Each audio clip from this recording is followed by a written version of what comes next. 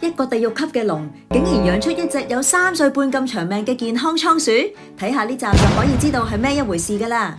Hello， 大家好，我係巨神貓仔，我係巨神貓仔媽咪。我哋嘅 channel 講倉鼠，不知不覺都已經講咗4年半噶啦。我哋大部分嘅長影片都係同大家介紹養倉鼠嘅心得同埋經驗，但係其實我哋都曾經有過一啲養鼠嘅黑歷史噶。今日就同大家揭秘呢5段歷史啦。開始之前戴翻個頭盔先，我哋今次講嘅經歷完全係因為當年缺乏養鼠知識，所以先至會發生嘅。過程入面絕對冇虐待動物嘅意圖，希望大家可以將我哋呢段黑歷史當做反面教材，認識多啲養鼠嘅 tips 啦。如果大家都有啲養鼠嘅黑歷史，歡迎留言同我哋分享噶。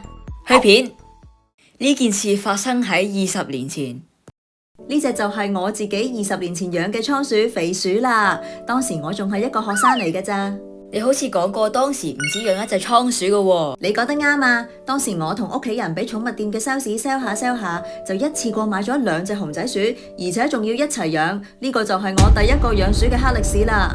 好多人都會將熊仔鼠放同一個籠養，有咩咁黑歷史啫？有養過倉鼠嘅人都會知道，將2隻熊仔鼠放埋一齊養係非常之危險嘅事，因為熊仔鼠地盤意識強，容易爭地盤打交，所以一籠一鼠先至係養鼠嘅黃金定律嚟㗎。當時我將2隻倉鼠放埋喺同一個籠，點知幾日之後就俾我發現細隻啲嗰隻倉鼠死咗喺籠邊，身上面仲有啲打鬥嘅傷痕。而家諗翻起我都覺得好對佢唔住啊！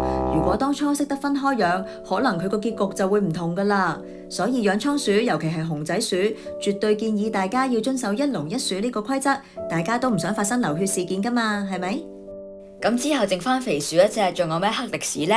剩翻肥鼠本身係好容易養嘅，但係當時細個淨係信個鋪頭 sales，又唔係好識得揾養鼠嘅資料，所以就出現咗第2個黑歷史，就係用咗一個細到同手提籠差唔多大嘅籠嚟養肥鼠啦。當時個籠細到淨係可以擺一個跑輪，同埋喺樓上嗰層放一間屋仔，再放埋食物碗同埋磨牙石，然後就已經冇晒位放其他嘢啦。肥鼠嗰陣日日都咬籠，我直到大個咗之後先知道原來係個籠太細，佢覺得大壓力先至咬籠，所以大家喺揀倉鼠籠嘅時候一定要做資料搜集，揀一個啱 size 嘅籠啊！肥鼠每日困喺個細籠入邊又真係幾慘噶喎，好彩仲有個跑輪俾佢啫。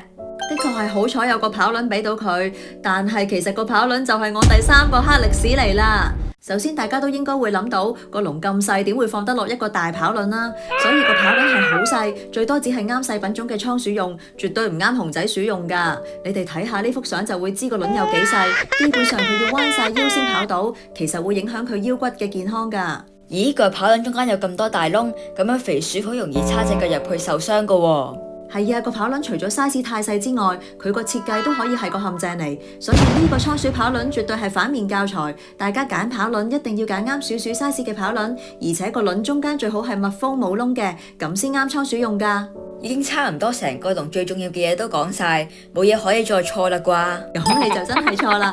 最犀利嘅係竟然仲有2樣嘢可以俾我列入黑歷史，其中一個黑歷史就係啲墊料啦。相信養過倉鼠嘅鼠奴都會知道，鼠鼠需要大量嘅墊料去挖洞同埋築巢，但係當時我竟然淨係集中放墊料喺佢去廁所嘅2個位，其他地方嘅墊料係薄到不得了，有好多地方甚至冇墊料添㗎。你使唔使咁慳啊？因為細個以為墊料只係用嚟吸尿，又唔想叫大人成日買墊料俾我，所以就勁慳咁用。其實墊料最少要有10 cm 高俾倉鼠刮洞，所以大家盡量要放多啲墊料俾鼠鼠啊！咁最後一樣黑歷史係咩啊？就係我用嚟幫肥鼠保暖嗰嚿棉花啦。細個嗰陣有人教我俾棉花佢保暖，而肥鼠又好中意嚿棉花喎，所以我仲以為係對佢好好嘅嘢嚟。但係後尾大個咗先知道，原來棉花好可能會纏住鼠鼠嘅腳仔，而且倉鼠吞咗啲棉落肚，又可能會塞腸胃。所以之後再養倉鼠，我都冇再俾過棉花佢哋用啦。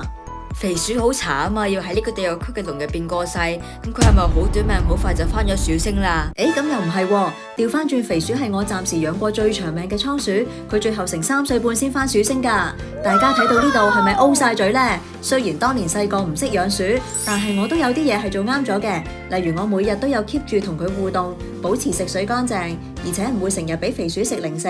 可能因為呢啲地方做啱咗，肥鼠喺3年半入面都冇病過。佢最後係因為年老牙齒過長食唔到嘢，又太老做唔到手術剪牙，所以安樂死噶。講到尾，養鼠一定首先要幫佢安排一個合適嘅籠同埋環境，亦都要俾適當嘅飲食同埋照顧佢。鼠嘅壽命有時反而真係天生冇得控制。